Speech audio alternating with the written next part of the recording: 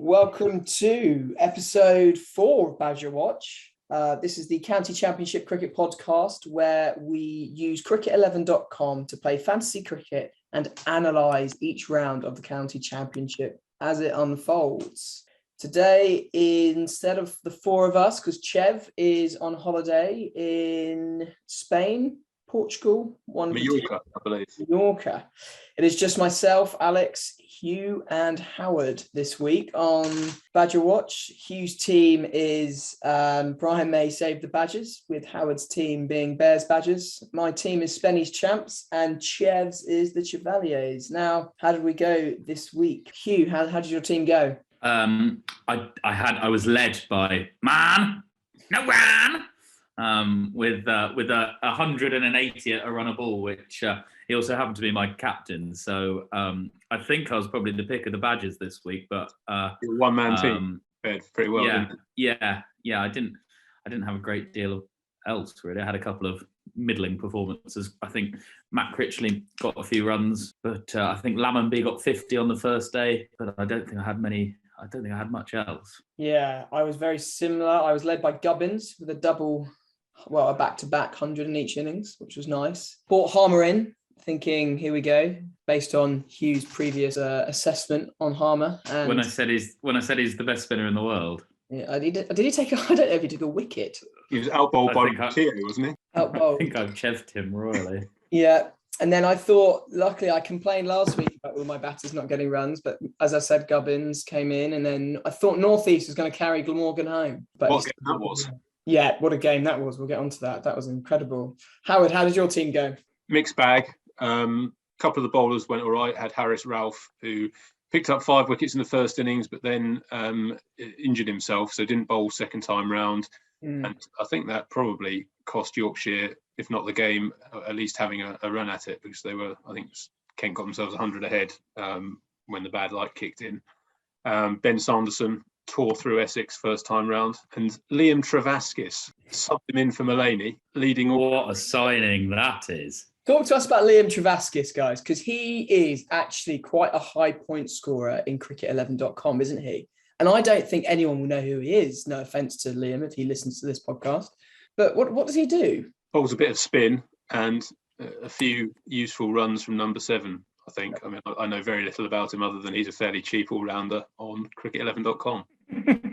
That's his main appeal. Where was he born? We need to know all the facts, Howard. I'm finding this out now. Liam Travaskis, a left-arm spinner from Carlisle. Played for England under 18s or 19s, slow left armer, educated at Queen Elizabeth Grammar School, Penrith.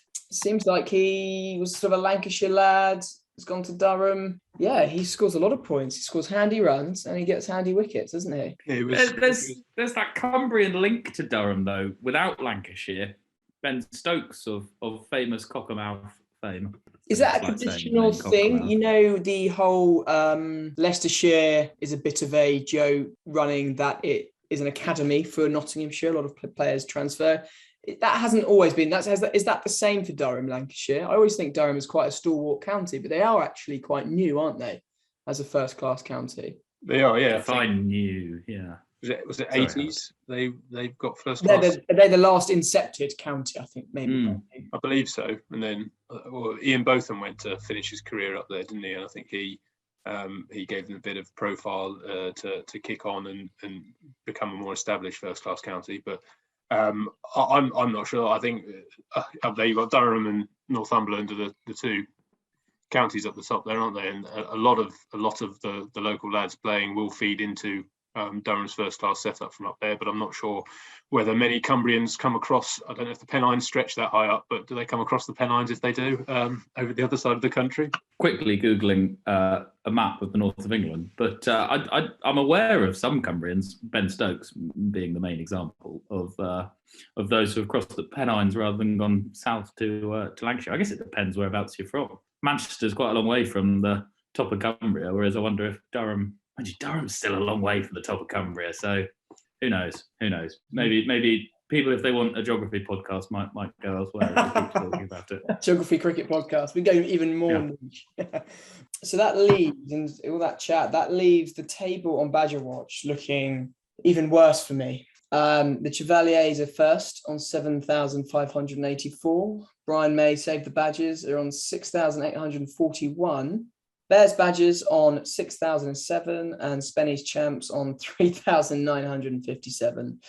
So actually here you've caught up a little bit this week, and I think a couple more weeks like that and it could get a bit interesting again, I think. He's not going to be getting his news feed in Mallorca, is he? So no. Well, I don't know if he's by the pool. He might be able to have a tablet and a phone up and be rapidly scrolling through Twitter to try and find out toss news. What about time difference? Will that catch him out? Oh well, he's used to basing himself in Holland anyway. Oh, so of course. Yeah, of course. Hopefully he's got the podcast in one ear though to keep himself up to speed. Yeah, absolutely. Absolutely. Looking at where all the points came from, what games surprised you guys over the weekend or didn't surprise you? What were the pick of the games? There was a few, weren't there, I think?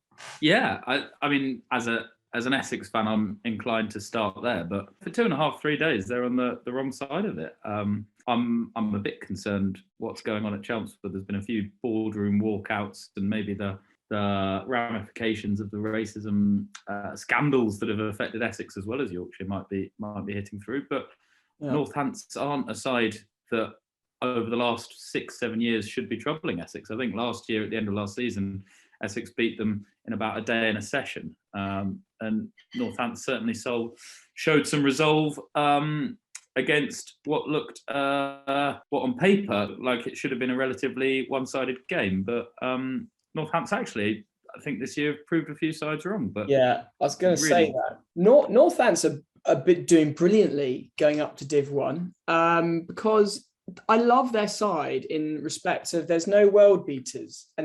But they come across as if it's not this person getting runs, it's always someone else getting runs. It seems like a real group effort from all of them, which I think is amazing. They don't necessarily rely on one person, but they do sort of come together. And if there's a collapse, there's always some runs coming from, if it's not Keogh, it's this week it was Proctor, and they've got some good, without having world beaters, they have some good players, don't they?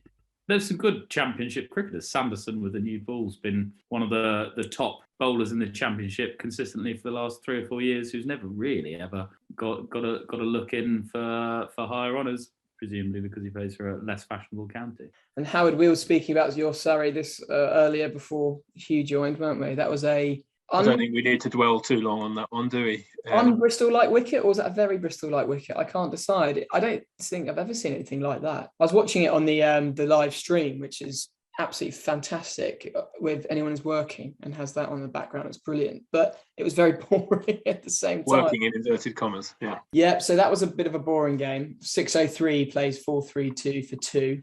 Spare a thought for James Bracey on that one. Did he miss out? He got a 3-ball duck. Yeah, Marcus Harris in Gloucester's innings. Surrey got 600, and being a Gloucester supporter, I was like, here we go. Oppo gets 603. Surrey. Smith, he got 234. Clark at number 8, was he coming in? No, 9. Clark coming got 137. He got 100. Gloucester's spinners bowled loads with some part-timers bowling. And then I thought, here we go. It's going to be a massive collapse and we'll lose by a couple, but actually Marcus Harris got 124 and Dent was not out on 207, so that opening stand is massive. In fairness to Bracey, he's had his pads on keeping for 165 overs. He's then had the pads on waiting for another 76 and a half overs, watching Marcus Harris and Chris Dent fill their boots. He was never going to get any. Surely, the mental strength and fortitude to get runs after that amount of pad rash is remarkable. Although looking at that scorecard, just as we're talking about it, I noticed that Ollie Pope donned the gloves for the mighty Brown Caps. Yes, because I was watching it because Smith had just, on the back of his 230, not out, decided that he wanted a bit of a break. He wasn't moving terrific. Well, he wasn't moving towards the end of his innings. He was moving a bit weirdly. Whether that's stiffness or cramp, I don't know. But Pope took the gloves, which it seems like he sort of does that quite regularly, actually, doesn't he? Sort of third keeper, but it takes them. Yeah. Well, Rory Burns broke into the Surrey side as the keeper as well, way back when. Yeah, he did. No shortage of options. He did. Again, just on Surrey, Howard, Ryan Patel always seems to be doing quite. He always is a. It didn't do too well this week. Looking at him though, He missed a lot this week, but yeah, he's had a very solid start to the season. He's been at Surrey for quite a while without doing anything amazing, but always seems to do quite well generally.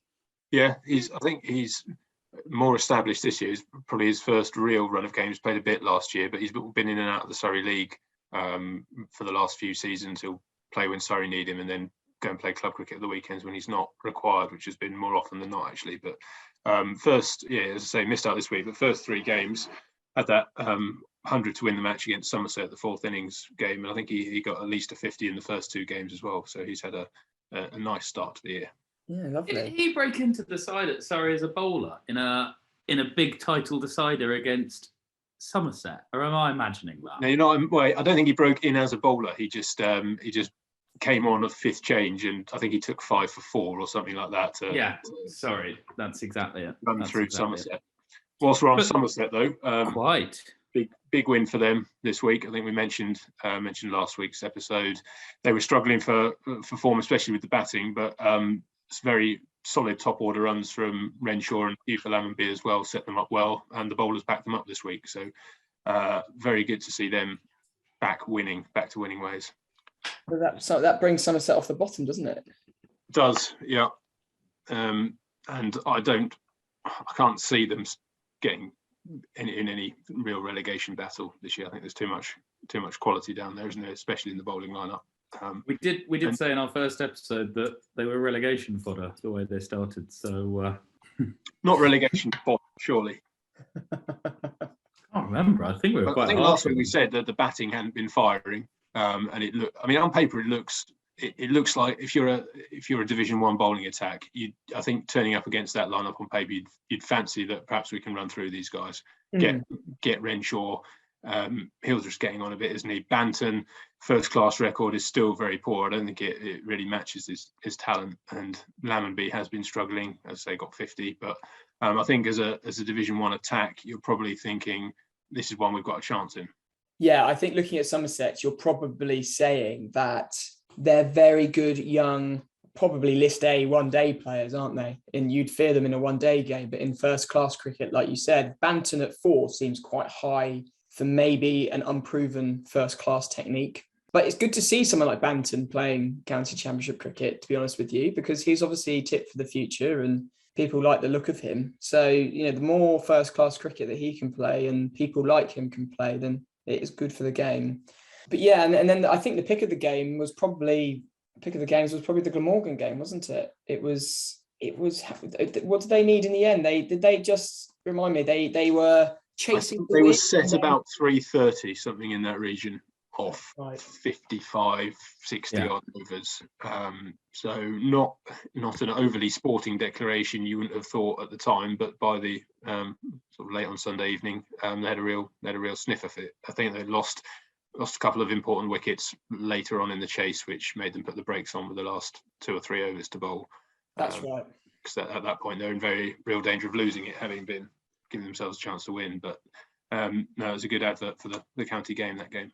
100%. I mean, they definitely went for it. I mean, Labuschagne went at just under 100 strike rate, got 80. North East went at 80, and then suddenly Carlson, Cook, and Nessa come in, and they all went at over 100. Not strike rate wise, they're both a couple of 30s.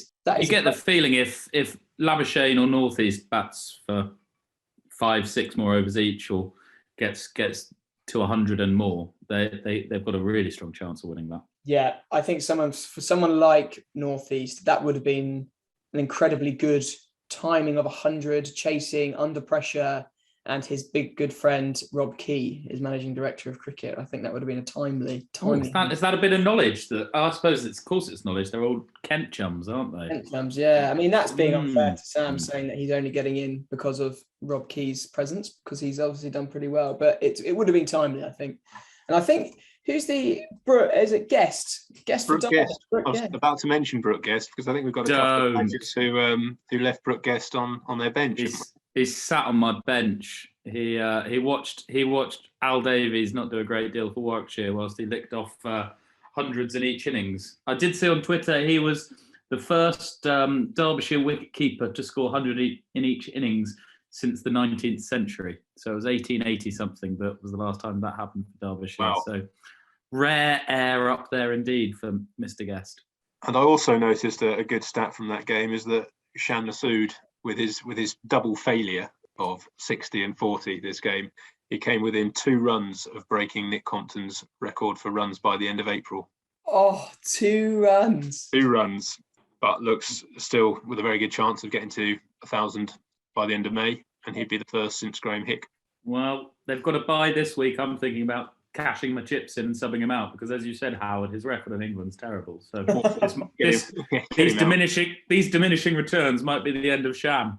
Yeah, I think you're right. For those who are just joining at episode 4, in episode 1, Howard did not back Shah Masood because he thought that his record in England was not very good. So just on Brooke Guest, yeah, he is, interestingly, has played for Australia under 19s, which is interesting. That's a shame. I quite liked him. Yeah, Brooke Guest featured for England, Australia under 19s, including being named in an under 19 World Cup squad before they withdrew. He's then committed his future to England, joined Lancashire on a summer contract, and then he's obviously now playing for Derby, which is great. So he's English qualified, 24 years old. Yeah, back-to-back hundreds. I mean, he's batting at 3 as well. So ahead of Madsen Deploy. So they obviously rate him quite highly, and rightly so in terms of his runs. And what was just looking at Sidebottom's name on the Derbyshire scorecard? What was that the other day? That was it BBC Sport who wrote got by England fast bowler Ryan Sidebottom. Yeah, I think it was BBC Sport. He's not bowled in a little while. I think he's not bowled since Dancing on Ice has Ryan Sidebottom. So it's an easy foxy mistake to spot the Australian-born Ryan Sidebottom, formerly of Warwickshire. There aren't many Ryan Sidebottoms out there, I dare say. Ryan Sidebottom, fact check myself, but Ryan Sidebottom of Warwickshire won a competition to be signed for a cricket club in Australia, I think. Or is that wrong? That could be someone else. But basically someone who, I think it's Ryan Sidebottom, he won a competition, one of those sort of like competitions, and then you get given a contract at the end of it if you win. And then he got signed up in Australia, and then Pop idol for cricketers. Basically pop idol for cricketers, and then he came over to the UK to play.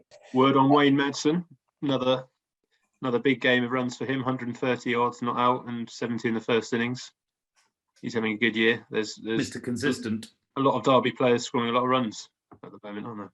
He had England aspirations a couple of years ago once he qualified from South African citizenship. I think he's now English qualified, but you're right. I think it's a dark day before we go to a 38-year-old. Never say never. Never say never. It's not quite so fashionable anymore to pick the South Africans for England. We had a phase where it was all the rage. Yeah, we did. And it was actually a rage where people were sort of really hopping onto it in terms of, like, I think, was it Pryor and or Strauss had only really spent a week in South Africa, or they were born there, and then they moved over to the UK before they turned 1, and people were jumping onto the bandwagon that they were fully flown South Africans. But we were quite good when we had that South African phase, so maybe that's where we need to look for. Yeah, the Super Sport 4-day provincial franchise championship, whatever they call it. Absolutely.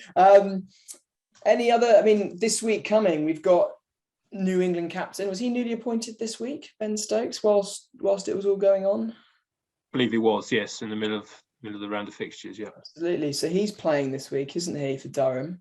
Which is, I'm a Are bit. you going to make some room for $100,000 of Ben Stokes in your side? No, I don't think so. It'll be a flash in the pan, won't it? Because he won't be playing for very long. Can he bowl out of interest, or is he just playing as a batter? I don't know that. I think he sounds like in his interviews he wants to do everything. So he wants to bowl and bat. So I think he'll want to prove his fitness to everyone. I was under the impression he was certainly probably going to be unavailable for the first New Zealand test, but he clearly will be fit and play. Yeah. He's come out and said he's best for England when he bats and he bowls. So he wants to bat 6 and bowl. And my take on that was that he probably will bowl for Durham because he will want to prove to people and journalists and everyone alike that he is fit and firing and can do everything. But so what happens when he twangs his calf in the second over and he's out for the summer? Who then captains England at Lords? Why have you dragged this up? We've just solved this debate. Provisions. We cannot predict someone's downfall before. No, I know, and I wish him the best. I hope he does well, and I hope he doesn't get injured for all our sakes. So, in terms of any changes for the next couple of weeks, everyone, of next week, we've got a few buys. I've got Godwin, Compton, Mulaney, and Alex Thompson all with buys. What about you, Hugh? You change? I know we just joked about it. I am thinking about cashing Masood out. I feel like that kind of run of form cannot last forever, and I can make a handsome financial gain on him because I've got 2 batters on a bye week this week, so I've got to do something. So contemplating cashing my chips in for Masood. We'll see. I've got the evening to think about it. And then I've also got Tom Hartley on the bench for Lancs, who hasn't even featured, but also with Liam Patterson-White not so got a bye. So I need to find a bowling solution, whether that's a cheap one for Hartley that then comes in and plays, or perhaps I replace Patterson-White, which I'm loath to do because I think he's probably one to keep for the summer. Interesting. Any bowlers from the rounds? Any bowlers from these last rounds? Did anyone stand out particularly? There was a few more wickets generally floating around on day one than there have been in the previous rounds, but were there any bowlers who really stood out this week? I can't think of any. Hassan Ali got another 5, so he's been very handy. Hugh, I know you've had Shaheen Shah Afridi as well of the Pakistan contingent, and I don't think he's got the same weight of wickets, but by all accounts has been unplayable at times for Middlesex so far. A bowler who, going back to my own parish of Essex, Shane Snater is a surprise package this year for Essex. Runs and wickets at Chelmsford. So one to keep an eye on there, particularly even without our dear Dutch badger to big him up. Yeah, our Dutch badgers away. Shane Schneider. I was actually at the Leicester Middlesex game on Saturday. And when Toby Rowland-Jones came to bowl, my brother and I were saying to each other how good it is to see him back. And I wouldn't be surprised if we saw him in an England shirt before he retires again. Well, not retires again, but in an England shirt again before he retires. But he then proceeded to go for 4 fours in his first over he came on.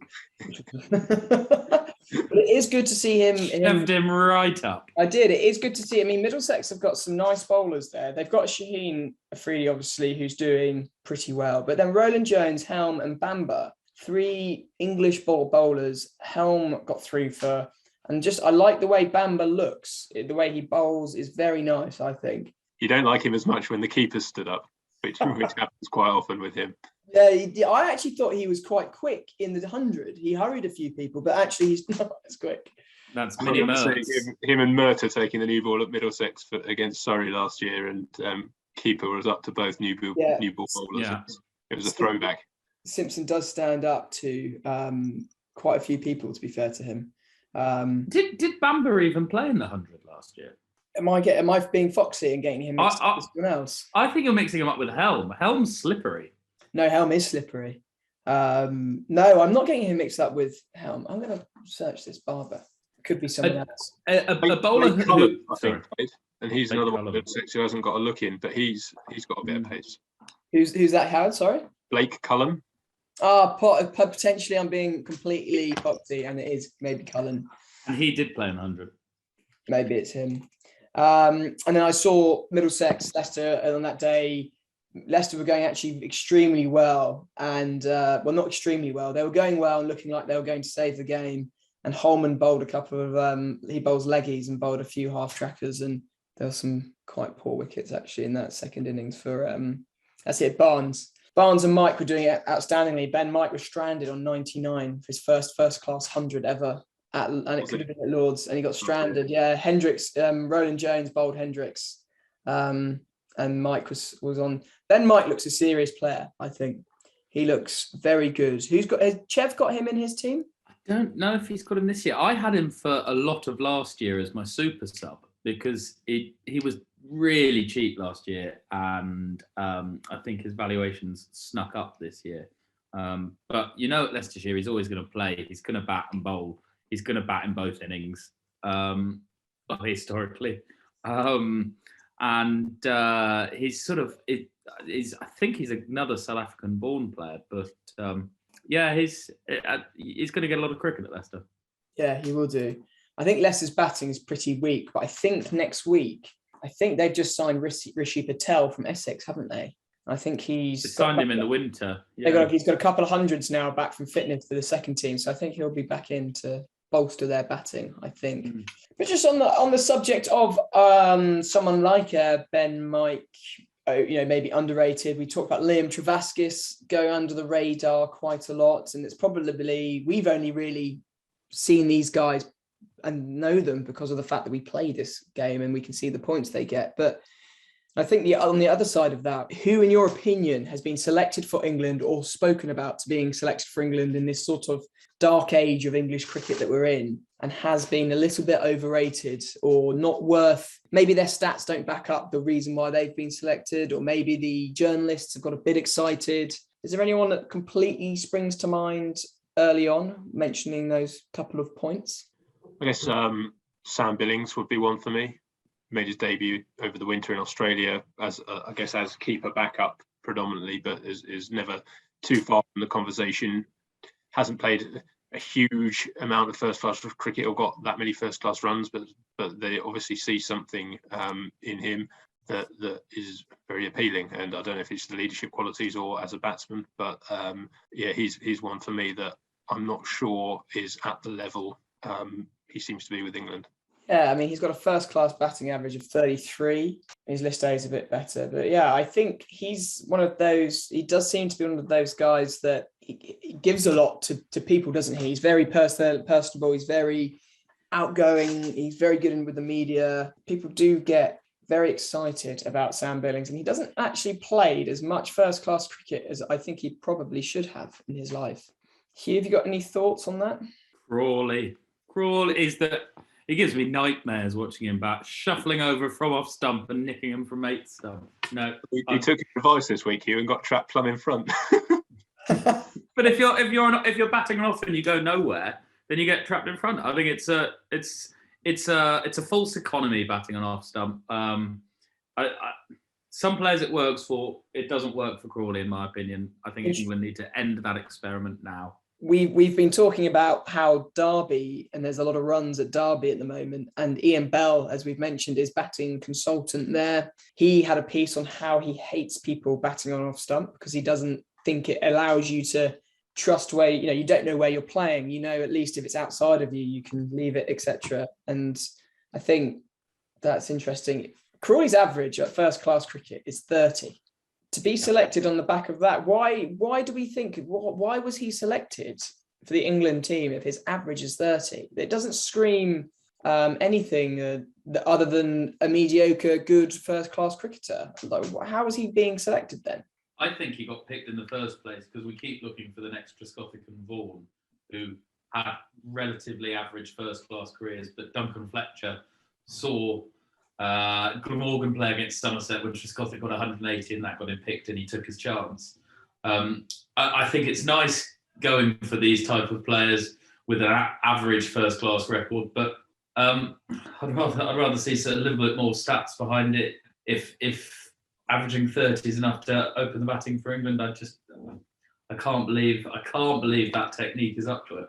I think I would disagree to an extent. I think there is something there with Crawley. I mean, it's 3 tests ago he got 100 in the West Indies. I think there is something that obviously the England selectors see in him, and I would agree with. I think what got him picked, he had a good couple of innings, and he's young, and he opens the batting.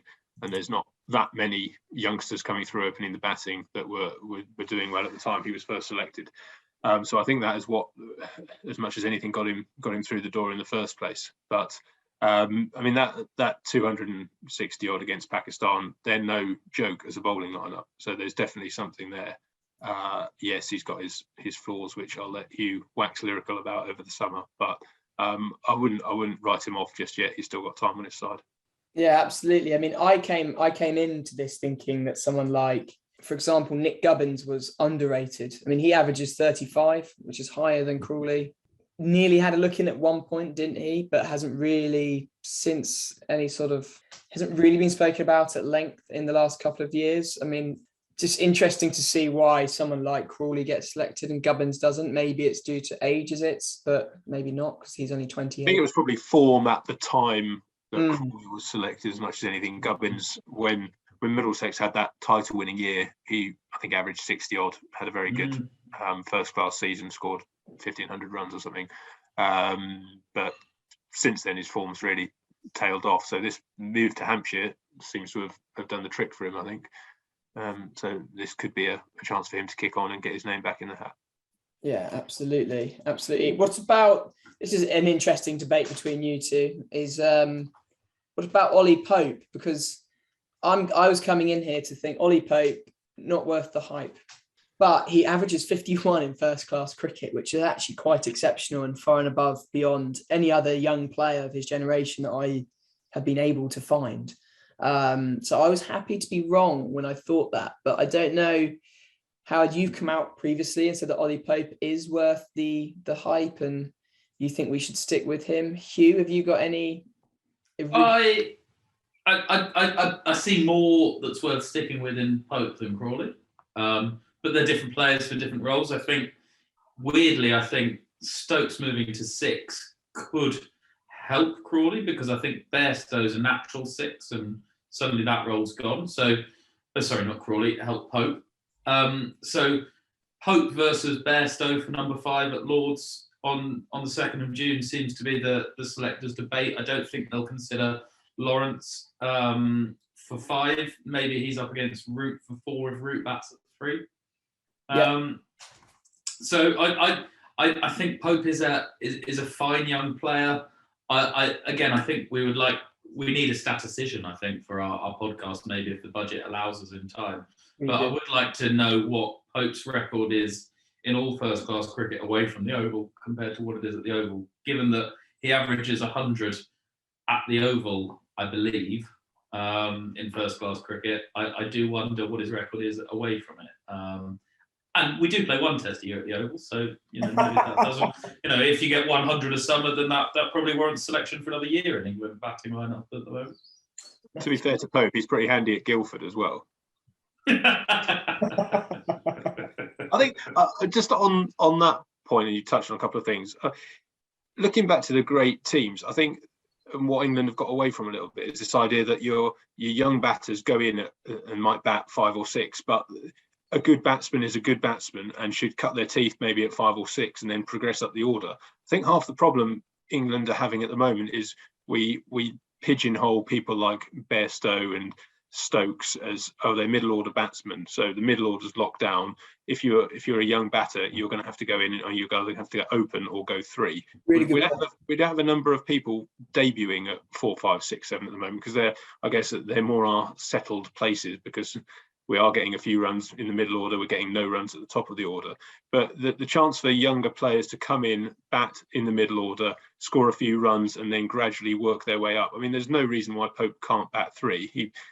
He made his name at Surrey batting 6, but as a 20, 21-year-old, because they had an established top order that was scoring runs, and that was where he's slotting in the team. If he gets runs at 6, there's nothing to say he can't work his way up the order in time. But we're just getting young players with a bit of talent and either shoving them in straight into the top order, or if they're openers, they're almost in by default because we've tried so many others that there's no. But I think to counter that, I think you had Stokes batting at 5. Any higher would have been a big strain on his all-round cricket, because he seems at times to be our only bowler on some surfaces capable of getting anything extra. So I think 5 is as high as you want to push in. Root seems a lot more productive at 4. So when times are lean with the batting, if you've got someone who can perform at 4, then you have them at 4. So if you've got 4 and 5 nailed down, 7 nailed down for the keeper, and in 6, Bairstow, where we finished up the winter, who has had a track record where he has battered up and down the order, and he has had chances at 3, and in all but one innings from memory, which was 100 in Sri Lanka, has looked all at sea against the newer ball. So then my question is, do you give that guy a run in the team at 6 because he's failed at 3, or do you actually say, let's put someone young and promising in at 6 and see if they can progress to 3, because they might have the talent and the mentality to do it? And I think at the moment we're going towards the former, where frankly we just need any runs on the board. So if you've got someone who might average 30 from number 6, they're almost one of the first names on the team sheet, aren't they? I agree. But I think it speaks to the lack of top order batting we've got. And Stokes has said he wants to bat at 6. So you're then going to have, let's say, I think then, am I right in thinking they think Root will bat at 3 this winter? Did he come out and say that? He batted at 3 in West Indies. I don't think they've said anything for the summer. So if Stokes is 6, and then we need who ended the West Indies opening? It was Lees and Crawley. Crawley. So you've got Lees, Crawley, maybe Root, or maybe someone else, and then Root, and then someone, and then Stokes, and then your keeper. Someone like I'm just looking at different people here, and does it surprise you guys to see that Liam Livingstone averages 38 in first class cricket? Is that a surprising statistic or not? Yeah, a little bit. If Crawley's averaging 30, then it is slightly surprising. It is surprising. I mean, that's every time someone has said in the media, I think Liam Livingstone needs to play test match cricket, I've just said, no way. Like, he is a gun in 2020. He's gone around the world. And I didn't do any looking at ESPN Cricinfo. And Livingstone averaging 38 in first class cricket shows that he's got a little bit about him. He probably hasn't played that much in recent years, but it doesn't seem from the statistical point of view that, batting him at 5, for example, could be quite normal, quite tangible. And then the other one that people are going on about at the moment, and there was a headline that I didn't look into, but it was Key likes the look of Tom Haines.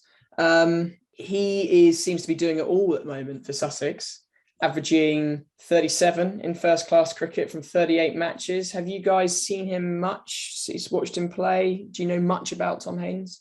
Not a huge amount. I've seen clips of him play, but never sat down and watched him for an extended period.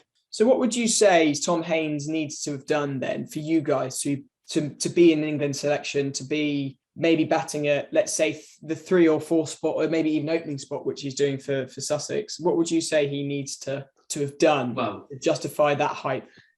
I think runs on TV help. There haven't been any TV games yet, but no. I think the game they've got this week against Middlesex is a really pivotal moment in his career potentially. You've got a Middlesex attack, including one of the best all-round quick bowlers in the world at the moment in Shaheen Shah Afridi, and well supported by someone who's played Test cricket in Roland Jones, Helm, who's got a bit of pace, and Bamba, who's going to trouble the best techniques. So I think in that attack, you're going to see him put under pressure in different ways he might not have been put under pressure in before. And I think that might be, I wouldn't be surprised if Mr. Key or Mr. James Taylor were at Hove to watch him this week against that lineup. On James Taylor, just as an aside, the irony of James Taylor turning up to Trent Bridge to check on Stuart Broad and see how he's looking ahead of an England Test match when Broad was probably playing when Taylor was in short trousers up at Trent Bridge, wasn't he? Taylor probably still at Leicestershire by then. But. He probably was. Yeah. No. I think that's foxy behaviour. They were both at Leicestershire together. They played age groups cricket together. They were both at Leicester, but were they not both at Nottingham at the same time as well? Oh, sorry, foxy from me. Yeah, we can edit that out. Yeah. Anyways, going off on a tangent. No, that's nice. I like it. Knowledge for everyone. I think the other one is, if we talk about the opening spot for the England team, it's a bit weird that Crawley and Lees are the incumbents, and we've spoken about Crawley in depth and his troubles. If I look at someone like Alex Lees, he averages 35 in first class cricket. He's got 1900s, 7,500 runs. I think someone who also, I mean, you would say he was a bit of a left field pick, would you say, for that West Indies tour? He was a sort of not really, he talked about at one point when he was at Yorkshire, he did really well with Lyth, didn't he, opening the batting? And then he's moved to Durham after a few lean runs. But then it's just interesting to see why someone would select him. And then you've got someone like, and before you get at me about Gloucestershire, is Chris Dent. I mean, he scored his 10,000th run over the weekend, sorry. He's got 1900s, averages 37. Someone like Lees versus Dent, I would say it goes back to that whole, Lees has sort of done it before on a few TV games. The media spoke about him in depth. Therefore, he's back in form, maybe we'll select him. Whereas maybe, do you think the selectors aren't doing their due diligence enough in someone like Chris Dent goes completely under the radar? Do you think it's down to sort of media hype and the journalism and TV runs and counties? I mean, why would I think these get selected ahead of someone like Dent? Who's our chief selector? Well, true, for the West Indies tour, there wasn't one, was there? Well, there hasn't been one for a while. They streamlined the system so that the head coach was the chief selector, I guess, in a sort of mirror image of football, whereas cricket's always had selectors. It's very easy to watch a football match. You can watch it on tape. It's very difficult to watch a cricket match, particularly a 4-day one. I think there has to be an element of a selection panel that are covering county championship cricket to ensure that we're not missing any talented players. And I think you get probably cocooned in a little bubble of England cricket within the setup, and I think it's probably quite hard to remember that there's a county cricket going on. I think Bayliss said quite openly he needed a selection panel because he wasn't following county cricket. Yeah, true. I mean, the England selection, are they still, for example, using county coaches to report back into James Taylor? So Alex Stewart at one point I know was a selector or a scout, so I think they call it now. Is that still going on? I don't know if it's still. I know Trescothick was one of the others. Mick Newell at Notts. Yeah, Mick Newell did it. They are all big counties, though, aren't they? Yeah, I mean, is that fair? I mean, Stewart works with people and Mick Newell worked with people every single day. He knows what they're about. He knows their mentality. And therefore, he could always, surely, unconscious bias may it be, but they will always prefer their own players or players they regularly see or have worked with in the past. Whereas if a coach isn't part of that selection panel, then having a non-biased opinion, surely that's what you think. Do you think any of these players get a word in the ear from time to time from a scout or a national selector saying, look, take the example of Chris Dent, look, Chris, we've got our eye on you, you've got a pretty decent track record, but actually if you want to be taken seriously for England, you need to get yourself to a so-called bigger county, you need to get yourself in Div 1 and score some tough runs against some tougher bowlers. Some players, I don't know whether this happens or not, some players might say, okay, sure, let's look to move. I guess Joe Clark being an example from a few years ago, moved on for that exact reason. Was that just for that reason, Clark? I thought that was to do with getting away from the misdemeanours and the culture at Worcestershire when I think he moved before pretty tragic events happened. I thought he'd gone before that happened. I think it came back to I don't know the details of the exact timing, but it's the right kind of move. You're absolutely right. And would there be some players that say, well, actually, I'm very happy, I'm settled in Gloucester, my family's here, I'm going to keep doing what I do, scoring as many runs as I can, pick me or don't pick me, but you know where I am if you need someone. That's I didn't even think about that. Is a selector in someone else's ears? I would very much doubt it. I just the amount of cricketers there are, the amount of counties, I would be very surprised. And if you take the example of a Chris Dent at Gloucester, and then I would maybe put Daryl Mitchell when he was playing at Worcester in that bracket as well. Very good player who scored a lot of runs for one county. It's interesting. I think you're right in that they are such a big part of that club, aren't they? They are bringing in, their crowd favourites. They're probably very embedded into the whole county system or that specific counties system. So yeah, it's really interesting. It's a really interesting point to try and find It sort out. of comes from going. I don't know if you had the same, Hugh, but growing up playing sort of minor county junior cricket, you would be told that if you didn't go and play for a club that was in the Premier League, playing local Premier League cricket on a Saturday, you're not going to be thought of for higher selection in minor counties teams beyond that. Whether the same thing happens for first class cricket and international cricket, who knows? I think it's inevitable it does, and I wouldn't be surprised if the likes of Middlesex, Surrey or Essex weren't in Tom Haynes's ear at Sussex to say, come and get big boy runs for us. I think that's probably definitely that recruitment process definitely goes on. But I'd be very surprised if the ECB or their scouts will be saying, if you go to another bigger county, because I think the ECB want to see Div 1, 2 cricket and the clubs as for the foreseeable future at least as equal. So therefore, England, I think, would like to be known. I will select you wherever you are as long as you're scoring runs. That's what they want to come across as. So, but on that, do Div 2 runs count the same as Div 1 runs? I don't think we'll ever know. My opinion would be, again, ECB will say they count the same, but I can't see how they can. So I think the whole point of introducing the 2 divisions was to say they don't count the same, wasn't it? Let's have a tiered system. Yeah. What is the point in having two divisions if they count the same? That's true. Something I don't know. Not to promote a top level and a second tier with promotion and relegation, and you want the best players playing against each other week in, week out. So then do you exclusively pick out of Div 1?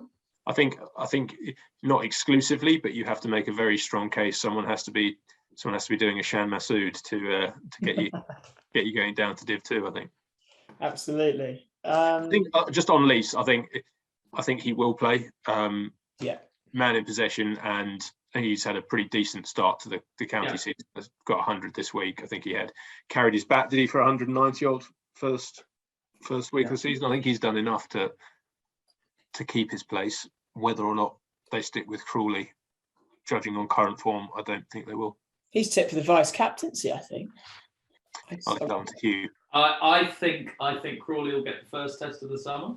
I think he'll get a pair of low scores. I think he'll be under a lot of pressure for the next test. I think he'll get 2 more low scores because his technique's not good enough. I think that'll be the end of his test career. I think Tom Haynes will get a go. I think Clark as well. I think looking at them, I think Joe Clark averages 37. I think that's the highest I've looked at in the last couple of sort of hours of research. He's got the highest average going. I think he's sort of the next cab of the rank, isn't he? And I personally don't think they'll pick him. The ECB have got too many issues with their image at the moment to pick someone with his profile. Interesting. I think what we've really delved into there is that there's a lot of middle of the road, good first class cricketers who I'm finding it difficult to perceive any of these guys that we've looked at as the next sort of Joe Root. I mean, Joe Root was one of the only ones in the last couple of years that's come in and grabbed, for England at least, and grabbed Test cricket by the neck. I can't think of any batter really since him that's really come in and is worth it. I don't know if it is worrying. We've only talked about batter's mind here, but sorry, just to interrupt, whilst we're still talking about batters, I don't know the stats, and again, it's another reason we need our own statistician. I wonder, by the start of May, which we are now, have there been as many double hundreds scored by English qualified players as there have this year, or for however long that has been? It's astonishing how many double hundreds there have been scored. It's true. Just saying, the amount of hundreds that have happened, and not just hundreds, like you say, doubles or daddy, Graham Gooch's daddy hundreds at 150 plus. I think that's really, really good. And I do think if you were selecting on form this season, it actually is really quite wide open for those middle order top spots and top order spots, isn't it? You could pencil Bohannon in at 5 with the runs he scored up at Lancashire. Yeah, you could put Brooke Guest in at number 3. You could. It's amazing. And I hope that isn't translating basically into England's really good at producing okay first-class cricketers who can't translate into Test match, because it'd be a real shame. Or maybe that's just the way it's going in terms of in terms of maybe that's just us for the foreseeable future. But I think it's an interesting discussion for the start of the summer coming up. Well, we haven't got too long left, but if we just go back, we'll go through the tables. Surrey Div 1 are leading county championship. Is there any movement too much? I think Gloucester have come off the bottom spot maybe to put second from bottom. Surrey's on 67 points leading, Hampshire and Lancashire on 59 and 58. Any surprises in the Div 1 table, or is it too early, do you think, still to predict? I think a bit too early still. Shame there wasn't a result between Hampshire and Lancs, because that was bubbling along very nicely. The final day washout there was a pity, but I think Yorkshire, Lancashire looks strong. Yeah, I don't disagree with that. I think Warwickshire, for the quality of their side, look lower than 3 games in. They've won 1, lost 1, drawn 1, so who knows. But also Northants unbeaten so far from their 3 games. You wouldn't have said that at the start. Absolutely. Yeah, Warwickshire is surprising. They won the Bob Willis, didn't they? Rather than the county championship. Yes. So the winners of the Bob Willis, and then suddenly they're bottom third, bottom half of Div 1. I think that is quite surprising. I think, well, Bresnan no longer, is he? And Wokes was a big part of that team who hasn't featured yet. So they're missing a few. Yeah, absolutely. And then Div 2, I think Notts, Derbyshire and Middlesex making the top 3. Derbyshire probably the surprise, maybe looking at that level. As we've said, weight of runs is going really well. Nottinghamshire, I think, should win that league, but we'll see. They've got the biggest budget and amount of quality, you would have thought, within their squad to not win that league.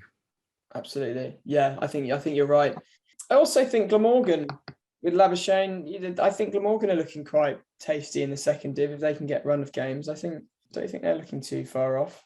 And then the other one, obviously, the bigger name in that league is Middlesex, who I think, again, some of Middlesex's quality are up there with Nottinghamshire. They shouldn't technically be in Div 2 with their budget, should they? But not in a 10-team Div 1, no. Right. Hugh, you're off to Luxembourg tomorrow, is that right? Yeah, really looking forward to it. 6 o'clock wake up. Changes en route in the airports over a cup of coffee? Maybe. Might have a look tonight. Might have a look who I'm going to get in for Shan Masood. Top of the market sale. Brilliant. Howard, any glaring? Have you spoken about your changes earlier? But are you? I think Harris Ralph is definitely missing, injured. So that's quite a lot of money tied up in him. So I'll probably ship him out. I said last week I was going to try and get Marnus in. I failed, and it cost me 400 points. So I might try again this year or this week. I might fail again, but we'll see. It's just all the price movements have gone against me. So I think Labuschagne's worth 10 grand more than he was last week, and some of the bowlers have lost a bit of cash. So trades I could have made last week, I now can't, which is frustrating. Yeah, I bet you work in investments. Here we go. The value of your players may go up as well as down. I'm may gonna not get back the original amount you invested. I'm gonna have a look at the old Chev tactic tomorrow morning. I think. I've only got 2 subs. I went through 2 rounds, I think, of 4 subs, and then I did a round of 2. I might do a round of 2 tomorrow. I actually am going to have a look at Chev's idea of who's increasing in price or trending up and who's trending down, because all of my players, it seems to be, are trending down. It seems pretty savage, though. Take Pope, for example. He had 1 innings. I think he scored 84, and he's lost me 5,000 quid this week. Well, it's almost as if we need Mr. Cricket 11 to come and explain what's going on. The king of the Badgers. We have been in contact with MrCricket11.com and via the Twitter sphere. All hail the chief! All hail the chief! And he's at a friend's wedding this week, so congratulations to his friend. But I think he's pretty keen for a pod with the Badgers next week. So I cannot wait to speak to him, and that is just the type of question we can ask him. Why is his price fluctuations so big? He retweeted us last week when I tweeted out our episode, so he's on board, and looking forward to next week's episode. Very good. Well, thanks, guys. Hugh, enjoy Luxembourg. Howard, are you off to the Oval this week? Might try and slip down at some stage, yeah.